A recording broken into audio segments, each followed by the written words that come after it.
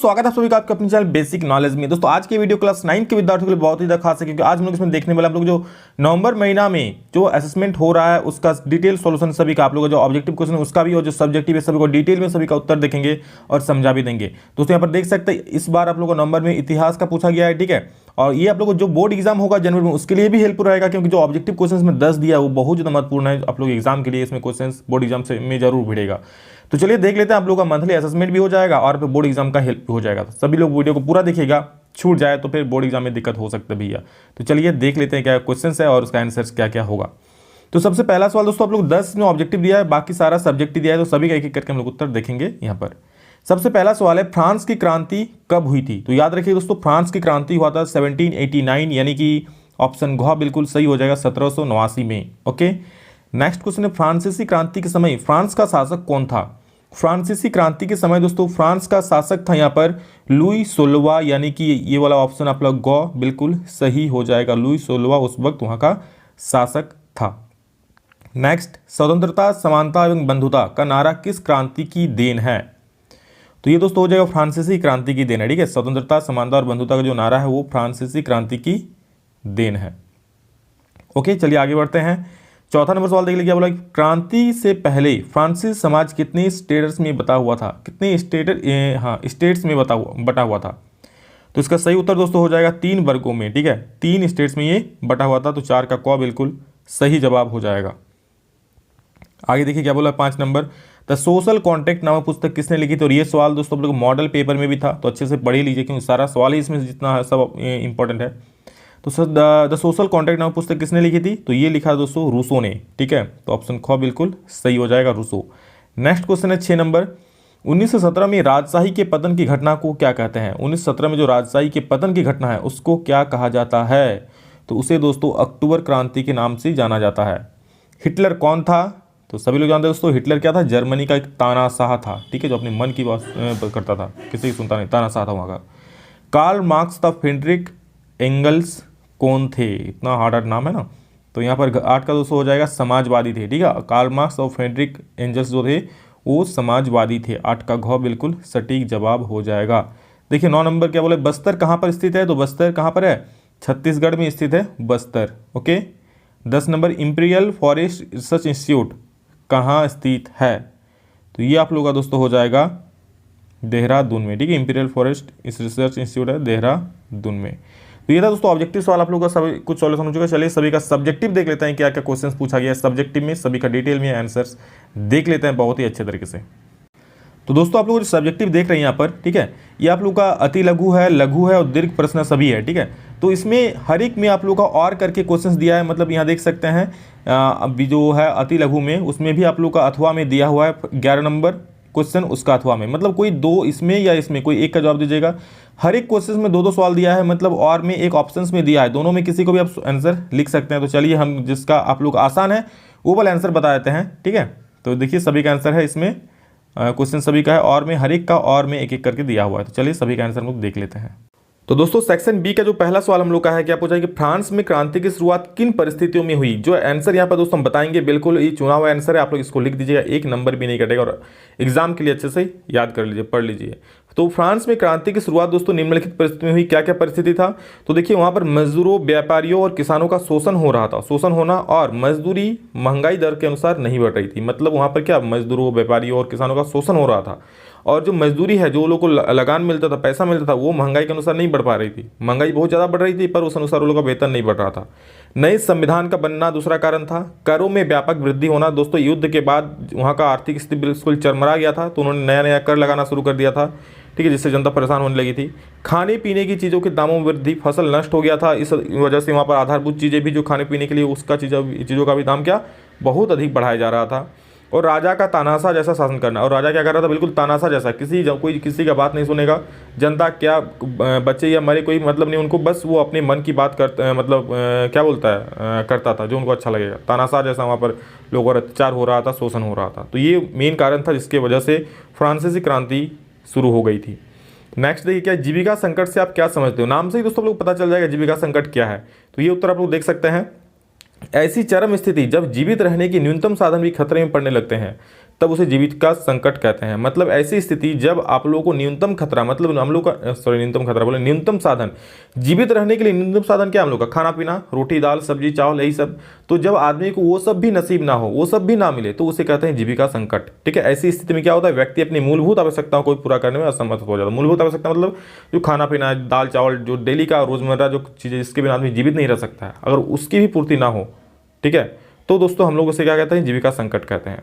चलिए आगे बढ़ते हैं। धुरी शक्तियों में कौन कौन देश थे? तो देखिए दो एक गुट था, ठीक है। एक था सेकंड विश्व युद्ध में, जो था सेकंड विश्व युद्ध में दुनिया दो गुटों में बढ़ गई थी। एक जिसमें मित्र राष्ट्र कौन कौन था, ब्रिटेन था, अमेरिका और रूस थे। वहीं जो धुरी राष्ट्र जिसमें कहा गया है, धुरी राष्ट्र में कौन कौन था, इटली था, जर्मनी और जापान। तो धुरी राष्ट्रों में शक्तियों में कौन कौन से देश थे? तो धुरी राष्ट्र में एक इटली था, जर्मनी था और जापान था। ओके, चलिए नेक्स्ट क्वेश्चन देख लेते हैं। वन विनाश किसे कहते हैं? दोस्तों इसको तो आप लोग खुद भी लिख दीजिएगा, फिर भी देख लीजिए। यदि किसी क्षेत्र में काटे जाए किंतु वन काटे जाए किंतु उसी अनुपात में यदि वनों की पुनर्स्थापना एवं विकास नहीं हो तो उसे वन विनाश कहते हैं। मतलब क्या कि आप पेड़ों को कटाई करते जा रहे हैं लेकिन उसकी जगह नए पेड़ नहीं लगा रहे हैं, ठीक है, नए पेड़ उस पर नहीं लगा रहे उसकी जगह पे, तो ये वन विनाश हो रहा है। क्योंकि ये काटे जा रहे हैं मतलब वनों की क्षति हो रही है, पूर्ति नहीं हो रही है। आप अगर पेड़ काट रहे हैं उसके जब दूसरा पेड़ लगा दे रहे हैं तो ठीक है, लेकिन जब लगा नहीं रहे तो ये वन विनाश हो जाएगा। ओके, धीरे धीरे खत्म हो जाएगा। सेक्शन सी में हम लोग देख लेते हैं जो क्वेश्चन है आप लोग का। इसने बोला रूस के इतिहास में कौन सी घटना खूनी रविवार के नाम से जानी जाती है? भैया खूनी रविवार, तो देखिए क्या घटना है। यहाँ बोल रहा है 22 जनवरी 1905 को रूस की जार सेना ने शांतिपूर्ण मजदूरों तथा उनके बीवी बच्चों के एक जुलूस पर गोलियां बरसाई, जिसके कारण हजारों लोगों की जान गई। इस दिन चूंकि रविवार था इसलिए खूनी रविवार के नाम से जाना था। समझ रहे हैं? 22 जनवरी 1905 को कौन सा घटना घटा कि रूस की जार सेना ने, जो जार सेना थी, उन्होंने क्या किया, शांतिपूर्ण मजदूरों तथा उनकी बीवी बच्चों पर, मतलब शांतिपूर्ण, कुछ हो हल्ला नहीं, जाके सीधा गोलियां दागने लगा। और गोलियां बरसने के कारण वहाँ पर बहुत सारे लोगों की जान चली गई, छोटे बच्चे बूढ़े औरत सभी की। और दोस्तों वो दिन रविवार का था और बिल्कुल खूनी खेल खेला गया था, इसलिए इसको खूनी रविवार के नाम से जाना जाता है। नेक्स्ट 16 नंबर, स्टालिन का सामूहिकरण कार्यक्रम क्या था, वर्णन करें। तो देखिए 1927-28 के आसपास रूस के शहरों में अनाज का भारी संकट पैदा हो गया था। अनाज की कमी को देखते हुए स्टालिन ने छोटे छोटे खेतों के सामूहिकरण की प्रक्रिया शुरू की, क्योंकि उनका यह मानना था कि छोटे छोटे टुकड़ों आधुनिकीकरण में बाधा डालते हैं।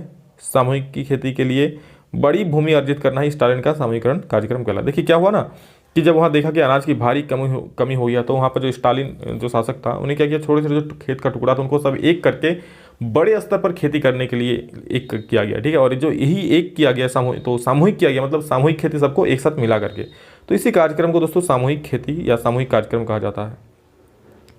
झूम या घुमंतु खेती किसे कहते हैं, संक्षेप में लिखा। दोस्तों घुमंतु मतलब आप जान जाइए घूम के, ठीक है, मतलब कुछ वर्ष कुछ सालों के कुछ महीने तक कुछ जगह पर खेती करेगा, दूसरा महीना किसी और जगह पर खेती करेगा। क्या देख लीजिए क्या है, जिसमें कोई भूमि का टुकड़ा, मतलब घुमंतु ऐसी खेती है, आप लोग ऐसा लिख लेना कि घुमंतु ऐसी खेती है जिसमें कोई भूमि का टुकड़ा कुछ समय तक फसल लेने के लिए चुना जाता है और उपजाऊपन कम होने के बाद इसका परित्याग कर दूसरे टुकड़ों को ऐसे ही कृषि के लिए चुन लिया जाता है। मतलब क्या कह रहा है कि मान लीजिए आपके पास ये वाला खेत है, तो आप ये वाला खेत में आप खेती कर लिए, फसल उगा लिए।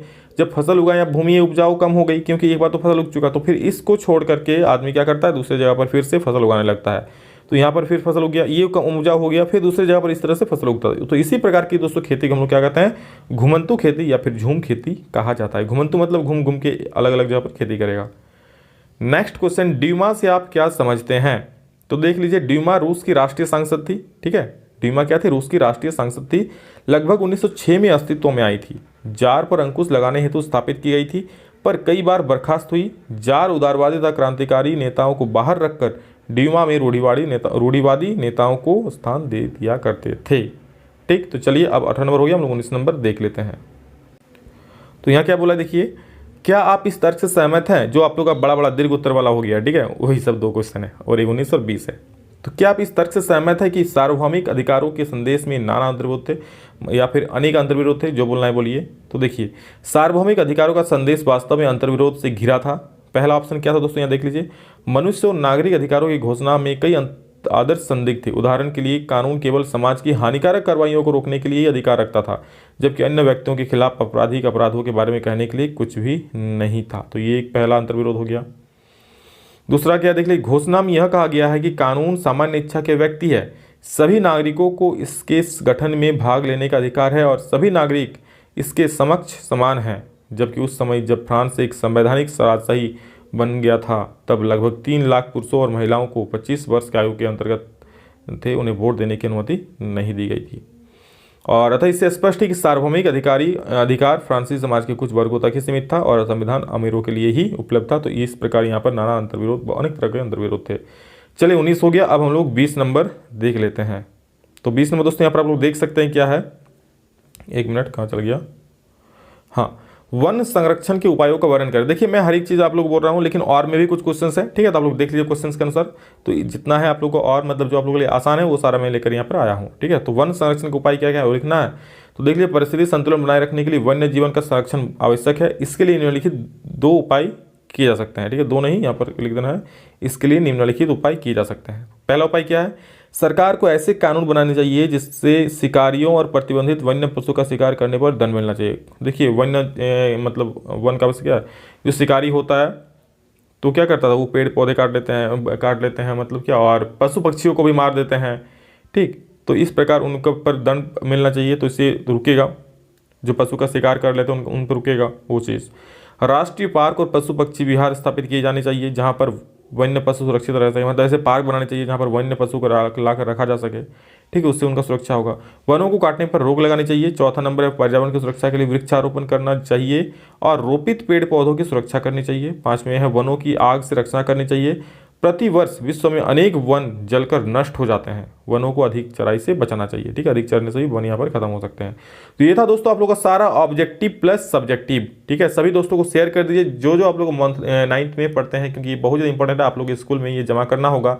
और इससे क्वेश्चन तो बोर्ड एग्जाम में भी रह सकता है, और अगर बाई चांस किसी वजह से बोर्ड एग्जाम नहीं होता, जिसका संभावना बहुत ही कम है, तो इससे आपका और ज़्यादा फायदा करेगा। लेकिन हाँ, ये क्वेश्चन बहुत ज़्यादा महत्वपूर्ण है बोर्ड एग्जाम में दोस्तों, इससे क्वेश्चन जरूर रहेगा, इसलिए अच्छे से पढ़ लीजिए ताकि बोर्ड एग्जाम का तैयारी भी अच्छे से हो सके। चलिए दोस्तों अभी इतना ही। चैनल पर पहली बार आए तो सब्सक्राइब जरूर कर लीजिएगा, और हाँ बेल आइकन को भी प्रेस कर दीजिए ताकि हर एक वीडियो मिल पाए। चलिए अभी इतना ही, फिर मिलते हैं नेक्स्ट वीडियो में, तब तक के लिए जय हिंद, वंदे मातरम।